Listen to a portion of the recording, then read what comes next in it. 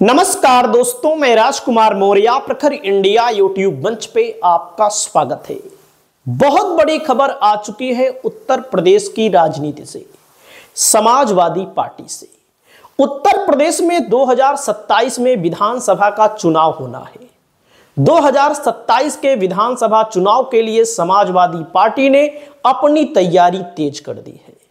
इस तैयारी में सबसे आगे चल रहे हैं समाजवादी पार्टी के प्रदेश अध्यक्ष श्यामलाल पाल, जिनको समाजवादी पार्टी ने 2024 के लोकसभा चुनाव से जस्ट पहले प्रदेश अध्यक्ष बनाया। और जब से प्रदेश अध्यक्ष बने हैं, समाजवादी पार्टी के दिन अच्छे हो गए हैं और लगातार अनेक जिलों में, उत्तर प्रदेश के लगभग जिलों में, प्रत्येक जिलों में खुद पीडीए पंचायत कर रहे हैं, पीडीए के लोगों को जोड़ रहे हैं। जैसा कि मैं आपको वीडियो के माध्यम से ज्यादातर समाजवादी पार्टी की खबरें बताता हूं। बहुत सारे लोग कहते हैं समाजवादी पार्टी की खबरें क्यों बताते हो, इसको मत बताया करो, लेकिन हम लगातार बताते हैं। समाजवादी पार्टी के प्रदेश अध्यक्ष श्यामलाल पाल पहुंचते हैं सुल्तानपुर। उनको जाना होता है जौनपुर, लेकिन एक कार्यकर्ता हैं, समाजवादी पार्टी के नेता हैं, उनका जन्मदिवस रहता है और जन्मदिवस की जब जानकारी उनको मिलती है कि उनका जन्मदिवस 12 तारीख को है, यानी कि 12 जनवरी को है, तो वे 11 जनवरी को ही सुल्तानपुर पहुंच जाते हैं। मैं लगातार लोकसभा के चुनाव में आप सभी लोगों को बता रहा था सुल्तानपुर की सीट समाजवादी पार्टी जीतेगी, लेकिन हमारी बातों को तो कुछ लोग भरोसा कर रहे थे। कुछ लोग कह रहे थे कि मेनका गांधी बहुत बड़ी नेता हैं, 9 बार की एमपी हैं, उनको हराना आसान नहीं है, उनको हराना बहुत मुश्किल है, माताजी चुनाव जीतेंगी। लेकिन माताजी को चुनाव हरवा दिया समाजवादी पार्टी ने, भीम निषाद ने, रामभुवाल निषाद ने। उसी कैटेगरी के अंदर आने वाले इंजीनियर साहब को मैं आपको दिखाना चाहता हूं, और बहुत सारे लोगों ने समाजवादी पार्टी को ज्वाइन किया, उसका भी मैं नाम आपको बताने वाला हूं। आप देख सकते हैं प्रदेश अध्यक्ष कैसे हैं और प्रदेश अध्यक्ष अपने कार्यकर्ताओं से कैसे मिलते हैं। हम लोग आए हैं और आए हैं खुशी में कि हमारे समाजवादी पार्टी के नेता भी हैं, अम्बेडकरवादी हैं और समाजवादी हैं, जिनका जन्मदिन 12 तारीख को है। और हम लोग इनको एक दिन पहले 12 तारीख को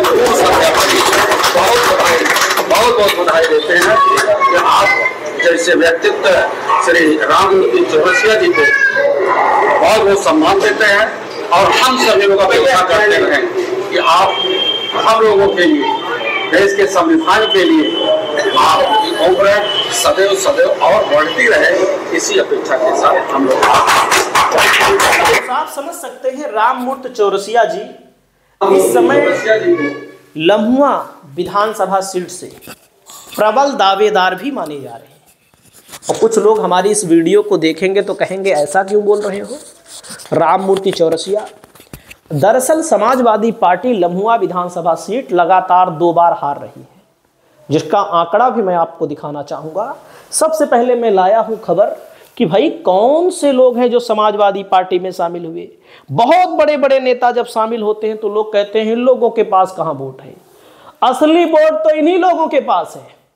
हकीकत यही है, बड़े नेता तो बड़े पैसे वाले होते हैं, उनके पास पैसा खर्च करने की क्षमता होती है, इसलिए उनको बड़ा कहा जाता, उनके पास वोट नहीं होता। निर्दलीय लड़े तो 1000-2000 वोट पाए।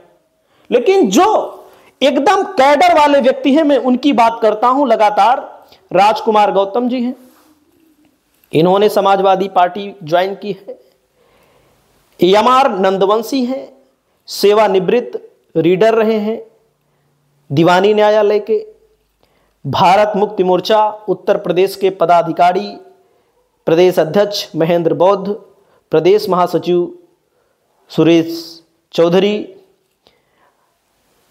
उसके बाद प्रदेश सचिव शिव कुमार विश्वकर्मा, जिला से संबंधित ऐसे ही दर्जनों लोगों ने पीडीए समाज से समाजवादी पार्टी ज्वाइन की। वैसे भी मैं आपको लगातार दिखा रहा हूं कि उत्तर प्रदेश में जो श्यामलाल पाल हैं, जिनको मैं लगातार एक अच्छा नेता मानता हूं, देख सकते हैं पीडीए पंचायत का आयोजन कर रहे हैं और पीडीए पंचायत में आप देखिए हजारों हजार की संख्या में लोग उमड़ रहे हैं और श्यामलाल पाल समाजवादी पार्टी के जनाधार को बढ़ाने में अपनी पूरी ताकत लगा रहे हैं। जैसा कि मैंने वीडियो में आपको बताया लम्हुआ विधानसभा सीट के बारे में, जहां से राममूर्ति चौरसिया का मैंने नाम बताया। लम्हुआ में 2022 में चुनाव होता है। भारतीय जनता पार्टी ने सीताराम वर्मा को मैदान में उतारा। सीताराम वर्मा 82,999 वोट प्राप्त करते हैं और वहीं पर 9,533 वोटों से भाजपा चुनाव जीत जाती है। संतोष पांडे समाजवादी पार्टी के पुराने नेता हैं और समाजवादी पार्टी से लड़े, लेकिन इनको सफलता नहीं मिल पाई 2022 के चुनाव में। और 2017 में भाजपा ने इसी सीट को देवमणि त्रिपाठी द्विवेदी ने 12,000 से जीता था। 2012 में समाजवादी पार्टी ने इस सीट को संतोष पांडे ने चुनाव जीता था, यानी कि संतोष पांडे यहां पर 2 बार लगातार चुनाव हार गए हैं, जिससे इनकी दावेदारी धीरे धीरे कमजोर होती जा रही है। क्यों? संतोष पांडे समाजवादी पार्टी के मजबूत नेता हैं, समाजवादी पार्टी के पुराने नेता हैं, लेकिन सत्यता यही है कि समस्या इस बात की है कि सपा जब ब्राह्मण को टिकट देती है तो उसका वोट ट्रांसफर हो करके समाजवादी पार्टी को नहीं मिल पा रहा है।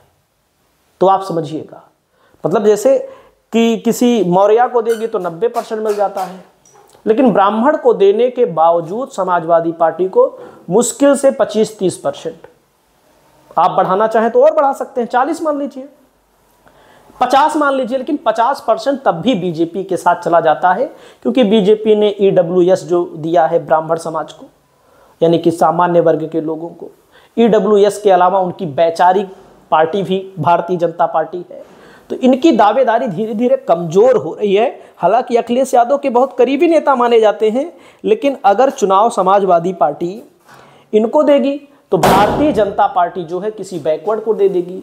जब भारतीय जनता पार्टी बैकवर्ड को टिकट दे देती है तो बैकवर्ड का भी वोट मिल जाता है, सामान्य का भी वोट मिल जाता है। समाजवादी पार्टी जब सवर्ण को देती है तो सवर्ण का मान लीजिए मिलता है, महीने के एक ही नहीं मिलेगा, लेकिन कम मात्रा में ट्रांसफर हो पाता है। तो यहाँ का थोड़ा जातिगत समीकरण मैं आपको बताने की कोशिश करता हूँ। यहाँ पर 80,000 के करीब अनुसूचित जाति के वोटर हैं और 77,000 ब्राह्मण वोटर हैं। 50,000 अन्य वोटर भी हैं यहाँ पर। 42,000 यादव हैं, 42,000 क्षत्रिय हैं, 38,000 मुस्लिम हैं, 31,000 कुर्मी हैं। तो आप समझ सकते हैं जातिगत समीकरण जो है यहाँ पर एक स्ट्रांग है ब्राह्मण का, लेकिन ब्राह्मण का वोट ट्रांसफर होता कम है। मैं नहीं कह रहा हूं कि नहीं होता है, कम होता है। तो इसलिए समाजवादी पार्टी आने वाले समय में किसी नए चेहरे पर दांव खेल सकती है। इसके लिए नए नए समीकरण तलाशे जा रहे हैं। आपकी क्या राय है? आप अपनी राय बताइए। नमस्कार।